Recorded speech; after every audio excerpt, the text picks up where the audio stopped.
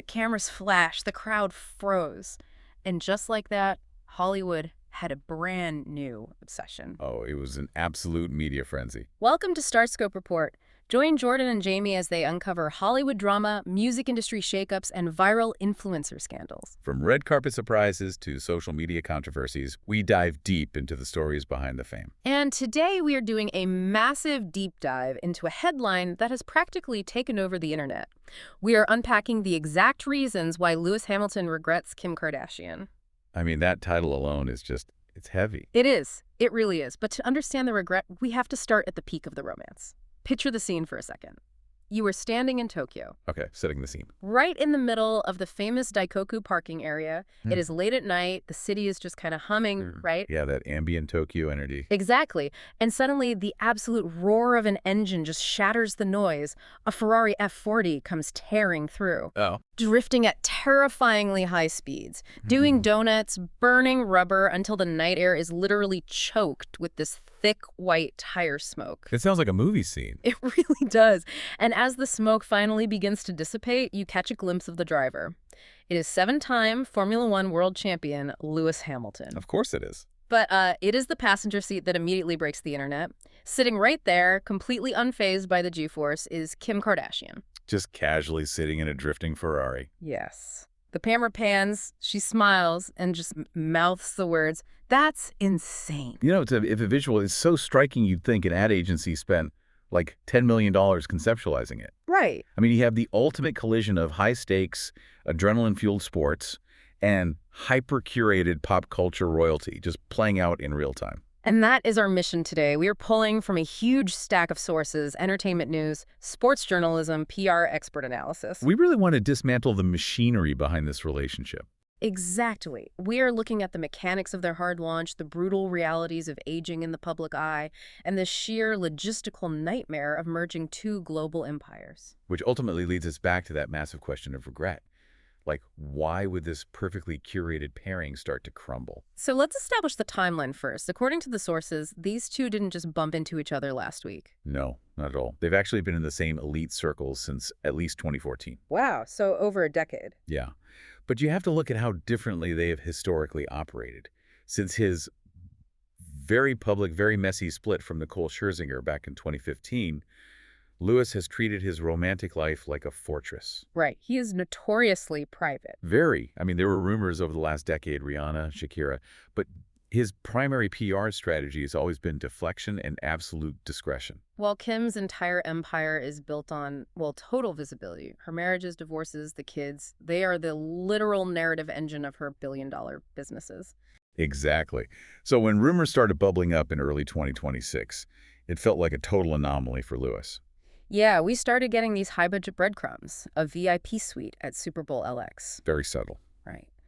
Then a quiet, romantic February weekend tucked away at Estelle Manor in the Cotswolds. Then that Tokyo trip in March with Kim's sister Chloe and her kids. But I think we really need to pause on May 5th. Yes, the New York City date. Yeah. Because this is where the narrative shifts from just vacation rumors to deliberate strategic messaging. Absolutely. So TMZ reported they were spotted leaving the James Earl Jones Theater. They went to see a play called Fear of 13. Starring Adrian Brody, right? Yes. It's about Nick Yaris, who spent over 2 decades on death row for a crime he didn't commit. And the crucial detail here is that Kim isn't just attending this play, she is a producer on the project. Right, which is deeply tied to her criminal justice reform advocacy. And Lewis is in town for the Met Gala. And they walk out holding hands. Which is huge for Lewis. Oh, the choice of venue is paramount. If you are operating at their level of fame, you know exactly where the paparazzi are stationed. You know exactly what statement you're making. Exactly. By debuting their physical affection at this specific event, Lewis isn't just stepping into the role of boyfriend. He is actively co-signing her transition from reality star to serious legal advocate. Oh, that is such a good point. He elevates her philanthropic brand. And she provides him entry into the American cultural elite just in time for the Met Gala. It is a completely symbiotic exchange of cultural capital. But hold on, if they wanted to make a grand orchestrated statement, why wait a whole month to actually confirm it online? Yeah. Because the official hard launch didn't happen until June 1st. And it wasn't a magazine cover, it was just an Instagram carousel. Captioned lately? Yeah, casually captioned lately. Hidden between photos of her kids is a video of them riding bikes through New York, where she almost falls off trying to take a selfie with him. It felt so aggressively normal. Right. Why do that, though? Isn't that leaving money and attention on the table? That aggressive normalcy is exactly the point. The mechanics of a modern hard launch have completely changed over the last few years. How so? It used to be a highly orchestrated red carpet appearance. Today, the most powerful PR move you can make is the casual photo dump. By dropping it casually amidst pictures of her kids, she is signaling, this is just my everyday life. It's so mundane, I don't even need to make a big announcement. Oh, wow. It creates a false sense of intimacy for the audience. You feel like you're peering into her private camera roll. Which builds that parasocial trust rather than feeling like you're being sold a narrative by a publicist. Exactly. That makes total sense. It's almost like rolling out a massive software update, but hiding it in a routine bug fix. You get all the functionality without the press conference. That is a great way to put it. And that's not even the wildest part, because the reaction from the audience was, well, it was incredibly toxic. Yeah, the sources show a visceral reaction that goes far beyond standard celebrity gossip. I know the internet can be a nasty place, but the specific flavor of the backlash against Kim here was really striking. It feeds right into why Lewis might be feeling that regret. While there were pockets of support, people saying, oh, regular idiots together, the dominant narrative quickly devolved into highly gendered, age-based attacks. Let's get specific, because the vocabulary used in these comments is jarring. People were literally referring to her as a used product. It's awful. A passing phase. A viral tweet that gained massive traction simply said, he'll regret that, alongside complaints asking why a young, talented man is settling for a single mother of 4 grown kids. Notice the phrasing there, though. Yeah. Young, talented man. Yeah. Lewis Hamilton is 41 years old. Kim is 45. We are talking about a 4-year age gap. I have to challenge the premise here a bit, though. Is this actually indicative of a broader societal double standard, or is this just the standard issue misogyny you get from anonymous trolls who just hate the Kardashians? It's definitely both, but you really cannot divorce the specific Kardashian hate from the broader sociological framework of how we view aging women. Right. The language of used product treats a woman's romantic viability as a depreciating asset. In the public consciousness, male athletes are often granted this aura of eternal youth. Because their value is tied to their performance. Exactly. A 41-year-old male champion is at the peak of his masculine power. But society continuously penalizes female celebrities for the dual crimes of aging and reproducing. It's wild. The fact that she has children is weaponized against her, framing her as baggage, while his bachelor status is framed as a prize. It's the concept of parasocial entitlement. These fans feel a bizarre ownership over Lewis's youth and potential. And they view a 45-year-old self-made billionaire mogul who literally runs a $5 billion brand as somehow unworthy of him. Yeah. If you're loving these Hollywood twists and unpacking the psychology behind the drama, make sure you're subscribed. We've got even crazier stories ahead in this deep dive. Absolutely. Yeah. Because as intense as that cultural backlash was, it feels almost quaint compared to the structural corporate nightmare they ran into next. Yes. We need to transition into the geopolitical fallout. And before we get into the mechanics of this, let's just ground you, the listener, for a second. Very important. The sources we are looking at pull from intensely sensitive, ongoing conflicts in the Middle East. Our role in this deep dive is absolutely not to take a side, editorialize, or endorse any political view regarding these events. Right. We are strictly examining these sources to understand how global geopolitical tensions filter down into brand liabilities for high-profile couples. Exactly. So let's look at the corporate architecture here. On one side, you have Lewis Hamilton. He has very carefully cultivated a brand as a global humanitarian. Yes. The reports highlight his public statements calling for borders to be respected and his very firm stance against the starvation of children in Gaza. His activism is a core pillar of his public identity. And on the other side, you have SKIMS. Yeah. Kim's company is in a phase of aggressive international expansion. The financial reporting shows that SKIMS partnered with a luxury retailer, Factory 54, in November of 2025. And they have active plans to open up to 15 standalone stores in Israel by the end of 2026. So the internet immediately cross-referenced these two facts. You have viral posts quoting Lewis's humanitarian pleas directly next to headlines about his girlfriend expanding her retail footprint in Israel. And the word hypocrisy started trending immediately. This is where the mechanism of modern celebrity relationships gets incredibly complicated. Historically, a celebrity's partner was just, a plus one. Yeah, they just smiled on the red carpet. Right. Today, when you date a mogul, your partner's supply chain, their international retail strategy, and their corporate partnerships become your direct PR liability. But let me push back there for a second.